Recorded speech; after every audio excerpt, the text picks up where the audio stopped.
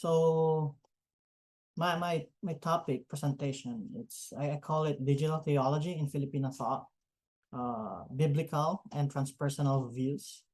So we'll be learning that. I myself is originally from the Philippines, but I currently live in the States as I pursue my PhD studies. Let me start. A person is like a fish that swims and lives in the vast ocean cultivated by the digital age. Digital theologians such as Heidi Campbell and others states that as digital and social media have increasingly become a part of our daily routines, many aspects of our lives take place both in embodied and digitally mediated spaces. Our lives are now a series of online and offline integrated encounters.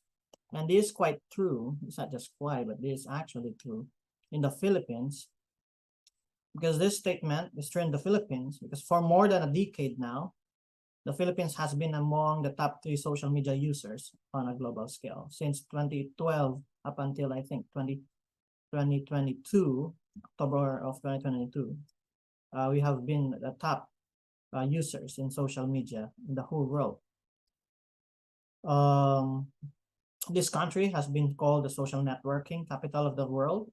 So we are Social and Water, Simon Kemp reports that as of April 2024, 2/3 of the global population is online.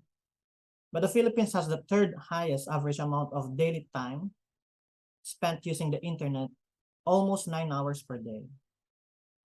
Likewise, Filipinos are among the top 5 for using the internet via mobile phones, financial services, social media, mobile video calling, online brand research, and especially for watching vlogs. We love watching vlogs. Now that begs a question: how do Filipinos perceive the digital space? Now this paper attempts to present a deep-rooted Filipino spirituality that channels how one embraces the blurring line between offline life and online life. It presents the indigenous understanding of digital spaces in the light of Filipino spirituality. This conception is somehow pre-colonial. If you are familiar in the history of the Philippines, that had been colonized by Spain, Japan, America, and in the past, I think 3 centuries.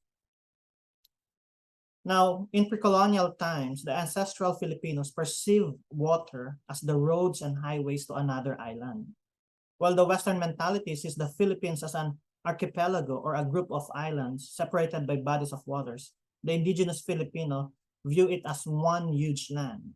The Filipino thought of connection goes deeper into its spirituality, and we call this one kapwa. Kapwa is such a broad term, but I'll be defining it later on in the tidbits of it that I could make it contextualized in here. But for short, kapwa or shared self is seeing the oneness of the other with the self. This Filipino spiritual concept of kapwa extends to nature, especially the land. Therefore, the overall contention of the paper is to see the digital space as a landscape. If digitality is perceived as kapwa, users and here we go. So if we perceive digitality or digital spaces as kapwa, then users and dwellers of the internet treat the digital space with the same mindfulness and respect as an indigenous Filipino would treat their respective spaces and lands. So the flow is this. It briefly starts from image of God, the role of dominion in Genesis 1:26-28, and ecological stewardship, but I'll be integrating it in a Filipino perspective, from a Filipino perspective. Then I'll be sharing kapwa and transpersonal view as very core in the Filipino thought. Then finally, I would propose Filipino digital theology or share with you. So this is not that comprehensive, but I would share some glimpse of it. Now, the method is more of a dialogue. It's like interacting with the Word of God, the Bible, the culture itself, and our philosophy or our spirituality. So I have there, it's like a dancing. So everyone dances and everyone has its role to play the part to make it beautiful and captivating in the eyes of those who digital technology. Now the question is this: if how come Filipinos love using internet or love being in the internet, dwelling in the digital spaces? The question is why and how.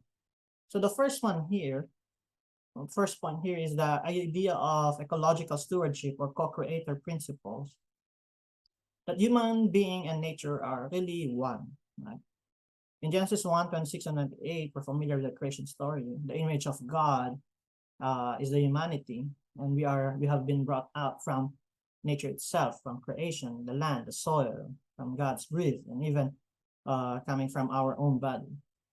Now, Hokima stated that this relationship with God as the image of God functions in three ways. And on the third part, he emphasizes on our relationship with the nature. And I would put emphasis on that one. He states he must seek to develop not only agriculture, horticulture, and animal husbandry, but also science, technology, and art. I love that statement there. Now, we were familiar that there are like perversions that happened in the fall and in his cultural achievements, his literature, his art, and it later shifted from praising God to man's goal to magnify himself. But for Filipino understanding, the nature or the creation of humanity is the same as our folk tale or the legend that we have in the Philippines, that one day Bathala, to whom we call God, Bathala means comes from the word bahala na means like come what may. It's like, oh, come what may. I don't know what will happen. It's gonna be all right. I'll just go with the flow. So from that idea of phrase, we have the idea of Bathala, God. It's fatalistic. We just follow destiny, we just follow fate. Now one day Bathala, through three theophanies as the vast sea, wind, and a large bird, created the world we now know. Out of the land from the bamboo, there's a bamboo that just sprouted out, came out the first man and woman, known as Malakas and Maganda.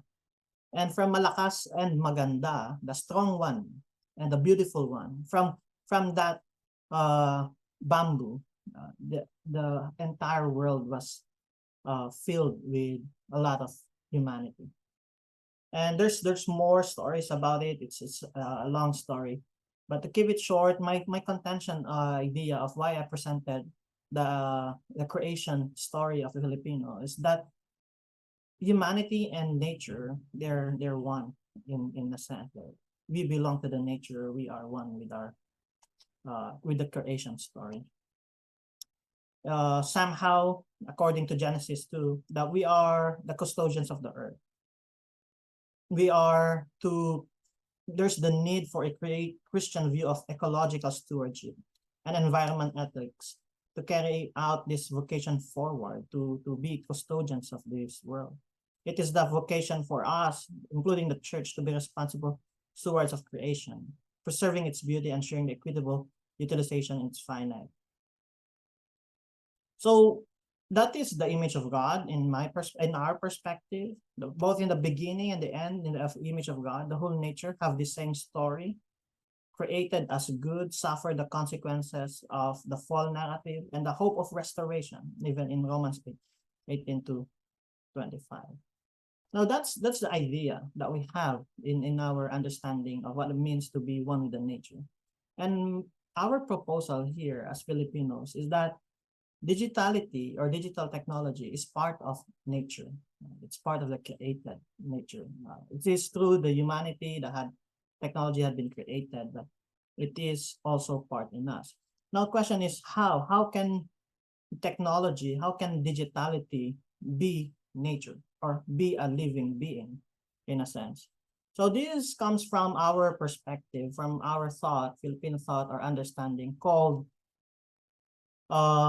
the transpersonal view.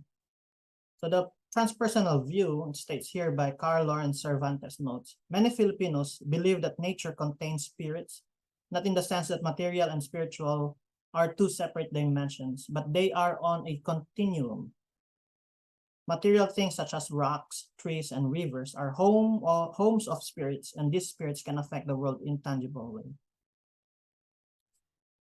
Further, Cervantes argues that the Filipino transpersonal view manifests through various local customs, many of which seem to encourage mutual respect between humans and non-human entities. And this extends to digital technologies.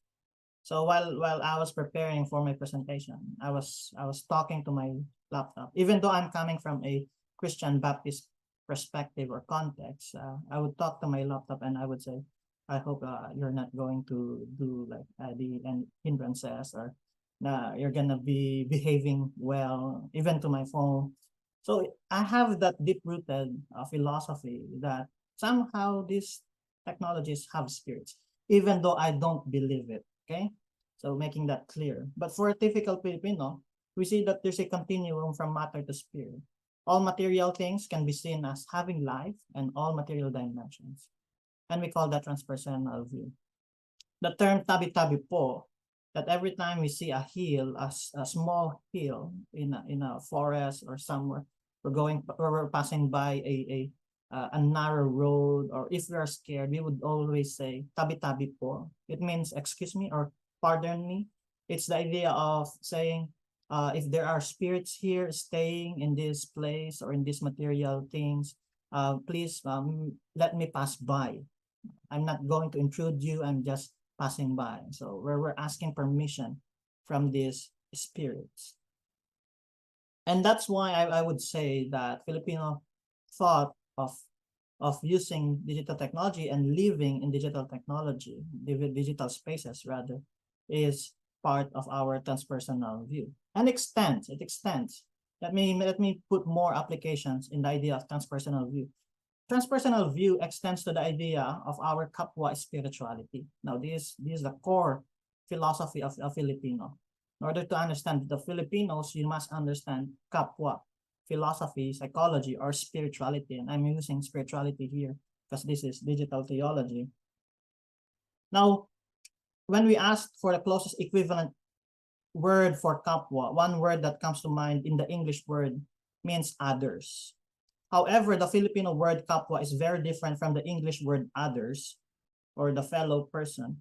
In Filipino, kapwa is the unity of the self and others. The English others is actually used in opposition to the self and implies the recognition of the self as a separate identity, according to Virgilio Enriquez. In contrast, kapwa is a recognition of shared identity, an inner self shared with others. That's the kapwa in us. Kapwa is engraved in Filipino culture, philosophy, psychology, sociology, spirituality. I think I wrote a paper last month, and the closest Western perspective of kapwa is Dietrich Bonhoeffer's commune of the I forgot the Sanctorio Communio, right? The sociology, sociality, or the IU perspective from Bonhoeffer. Now, in brief again, kapwa is a shared self. It is a worldview of other-centeredness, accepting the insider, I, and outsider, you. Applied in this presentation, it is to see the self in the other.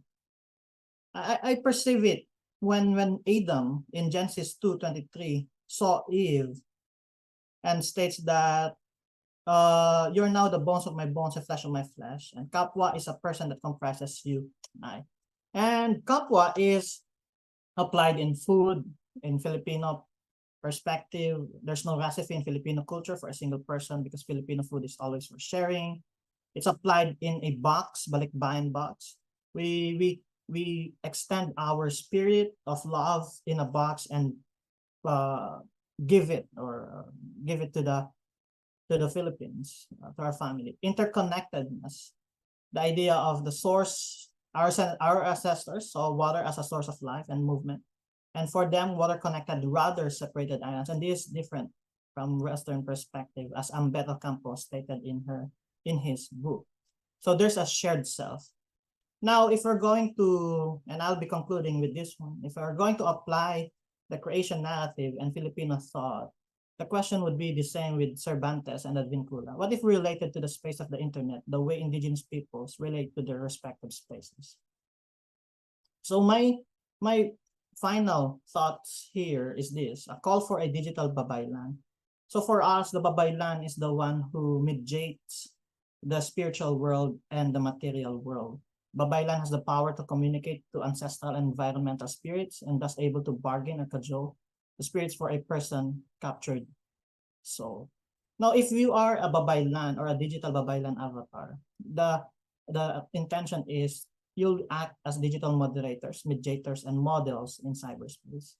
Another thought of digital Filipino theology is digital space as kapwa. That even if you don't believe that there are spirits in digital technology or these digital spaces, they don't dwell in digital spaces. Even if a person perceives that digital technology has no spiritual reality, then mindful practice and digital care are viable solutions in the embeddedness of the kapwa. And if we are, just coursing through all this, if we are going to like reject the notion of kapwa mindset, kapwa with philosophy, this happened in the Philippines. This is happening in the Philippines. A significant implication of lack of awareness of kapwa, eco-digitality, leads to the misuse of oneness and connectedness in confused or fabricated attachment. This path is evident in the usage of pornography of the Filipinos, because in the Philippines it has ranked second in the whole year of 2020. And I think that's my presentation: the digital theology in Filipino thought, transpersonal view, and kapwa shared self, understanding digital spaces and the whole landscape that we have. Thank you so much.